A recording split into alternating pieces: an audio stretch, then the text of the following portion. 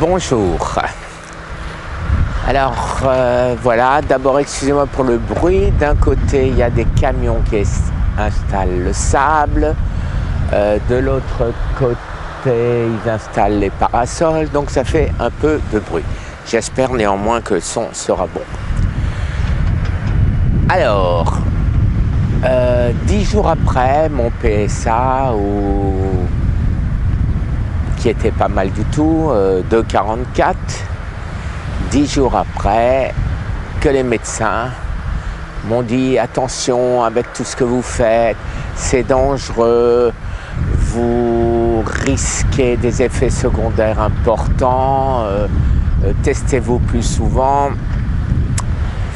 J'ai eu peur et donc 10 jours après, je suis allé me refaire un autre PSA. Et là, j'ai eu une surprise incroyable, c'est que mon PSA de 2,55 et non pas de 2,44 est descendu à 1,44. J'en ai parlé immédiatement à mon oncologue qui m'a dit qu'en 20 ans, il n'a jamais vu ça. Mais attention aux effets secondaires et attention au fait que, me connaissant, si demain j'ai un point de plus, je vais penser que ça y est, je suis mort, c'est foutu, le cancer est redémarré. Il paraîtrait que c'est normal que ça fluctue un peu. Personnellement, je pense que c'est des salades. Je pense que ou ça descend et c'est bon, ou ça monte et c'est pas bon. Mais ça n'engage que moi. Je voulais d'abord dire que aux médecins qui m'ont aidé depuis tout ce temps, je voulais d'abord leur dire que merci bien évidemment. Merci d'avoir répondu au email pour ceux qui ont répondu, qui ont eu la gentillesse d'avoir simplement de la compassion et du cœur parmi tous ceux à qui j'ai envoyé des emails, à qui j'ai posé des questions, à qui j'ai demandé de l'aide. Un Français, un Américain ont répondu sérieusement. Vous vous rendez compte? Un seul. Mais ces gens-là, c'était les plus intéressants, ceux dont je voulais réellement une réponse, parce que je pense réellement que c'est les seuls qui sont sur la bonne voie et c'est les seuls qui peuvent aider les gens qui ont le cancer. Il s'agit de Thomas Seyfried, un Américain, professeur à Boston, qui a écrit un livre merveilleux sur les causes du cancer. Et il s'agit du docteur Laurent Schwartz, français cette fois-ci, qui lui aussi est sur la même voie. Petite différence de vue, mais franchement minime. Les grandes lignes, c'est ça. Et c'est eux qui ont raison. Et comme je l'ai déjà dit, c'est eux qui méritent le prix Nobel. Et c'est eux qui vont sauver des milliers et des milliers de gens. À ces deux grands hommes, je tiens à dire quelque chose, à savoir que tout ce que je fais, je le tiens à votre disposition, de manière, si ça peut aider un tant soit peu quelqu'un à sauver quelqu'un, eh ben, ce serait mon plus beau cadeau. D'autant plus si un effet secondaire finit par m'emporter. Ce que je veux dire, afin de dédouaner tous les médecins, et non pas seulement ces deux grands hommes. Tous les médecins que j'ai vus m'ont donné des conseils, certainement avisés. Je tiens à dire que quoi qu'il se passe dans l'avenir, c'est moi et moi seul qui ai décidé de ce que je veux faire ou ne pas faire. Bien évidemment, j'écoute les conseils, j'enregistre, j'étudie, mais je décide tout seul. Il y a des choses que me disent des médecins auxquelles je crois, d'autres auxquelles je ne crois pas. Je suis le seul à décider et je ne veux pas qu'un jour on puisse donner des reproches, faire des reproches à quelqu'un qui m'a donné des conseils qui s'avéreraient non judicieux ou qui, au contraire, je ne les ai pas suivis. En tout état de cause, c'est moi, je répète, je l'ai déjà répété plusieurs fois, c'est moi le seul responsable, c'est moi le seul décisionnaire. C'est comme ça qu'on dit. J'oublie le français. Donc aujourd'hui, une semaine, à 10 jours exactement, après avoir fait mon PSA où j'avais 2,54, 2,56, je ne me rappelle plus, j'ai 1,44. Donc, à mon avis, grande victoire. Grande victoire qui est due à quoi? Qui est due au fait, parmi les 7 ou 8 mois de lecture intensive, d'études que j'ai faites sur le cancer, sur les causes du cancer, sur la physiologie du cancer, sur comment vaincre le cancer, comment se battre contre le cancer, que manger pendant le cancer. Voilà. Pendant tout ce temps, j'ai appris une seule chose, c'est que le cancer, d'où son nom, ce sont des cellules malignes, d'où leur nom. Ce sont des cellules malignes, et ce qui veut dire c'est qu'elles sont malignes. Donc, je me suis dit, en lisant tout ce que j'ai pu voir qu'il y a plein de traitements et que, comme je ne me rappelle plus quel professeur disait, le cancer trouve toujours sa voie. Le cancer trouve toujours un autre chemin. Si on l'a bloqué par là, il va par là et il trouve une voie. C'est pourquoi, en moyenne, les gens qui ont des phases 4, comme moi, survivent 2 ans, 3 ans, 6 mois. Donc, pour moi, le résultat à cette phrase est évident. Il ne faut pas que je bloque un seul chemin, mais il faut que je bloque tous les chemins. Donc, ce que certains trouvent excessif, que c'est dangereux, pour moi, ma priorité aujourd'hui, c'est non pas mettre en veilleuse mon cancer, ce que savent faire les oncologues traditionnels, mais pour une durée bien sûr limitée.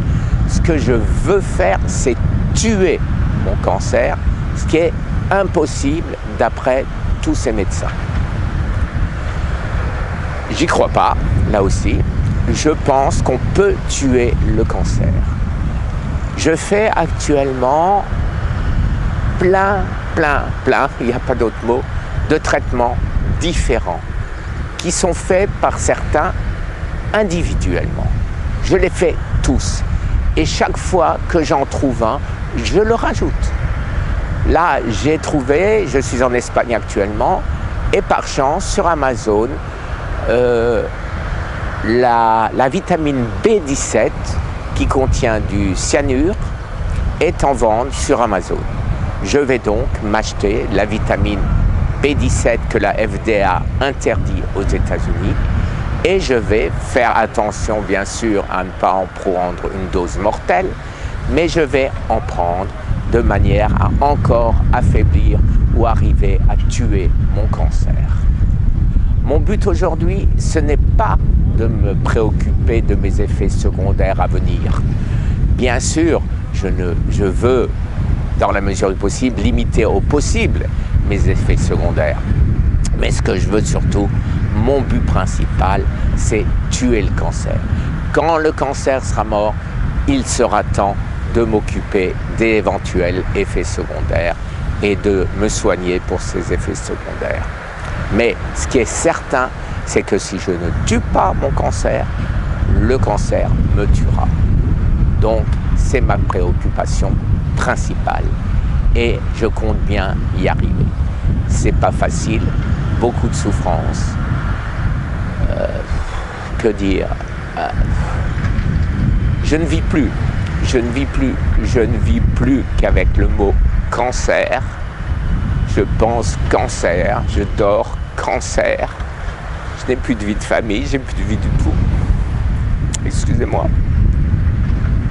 Bien sûr, quand mes médecins me disent c'est excessif, c'est extrême, c'est vrai. Mais ai-je un autre choix? Je n'en ai pas. Je ne veux pas faire comme 90% des gens autour de moi que je connais qui sont malades à plus ou moins grande importance, je ne sais plus parler. Par exemple, j'ai beaucoup de gens autour de moi qui ont des diabètes de type 2 et qui continuent à prendre de la metformine en pensant que c'est la recette miracle. Voilà, qui ne veulent pas savoir. En ce qui me concerne, c'est impossible pour moi. Moi, j'ai toujours été comme ça. Je vais au bout des choses et je veux vaincre mon cancer.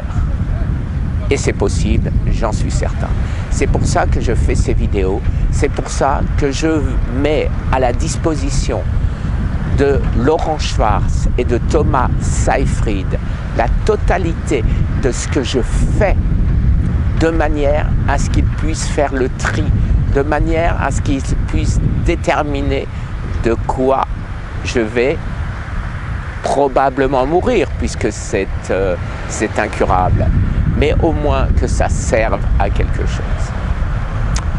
Voilà pour cette vidéo réjouissante dans la mesure où c'est une seconde bataille gagnée contre le cancer, de 87 au plus haut il y a 6 mois à 1,44 de PSA. Franchement, c'est pas mal, je trouve. Dans une quinzaine de jours, quand je serai rentré à Miami, je vais me refaire un autre PSA et j'espère être à 0. Je vais vous demander un très grand service que je vous ai déjà demandé plusieurs fois. Faites circuler cette vidéo. Faites que des milliers de gens souscrivent à mon channel, à mon compte, à mon, je sais pas, blog, je ne sais pas comment vous appelez ça. Je veux aller très loin, je veux me battre contre les organismes, les big pharma comme on appelle, qui connaissent les traitements, c'est manifeste, et qui ne les appliquent pas et qui les cachent de manière à continuer à vendre des traitements qui ne servent à rien. 96% de taux d'échec de la chimiothérapie, 96% de morts au bout de 7 ans.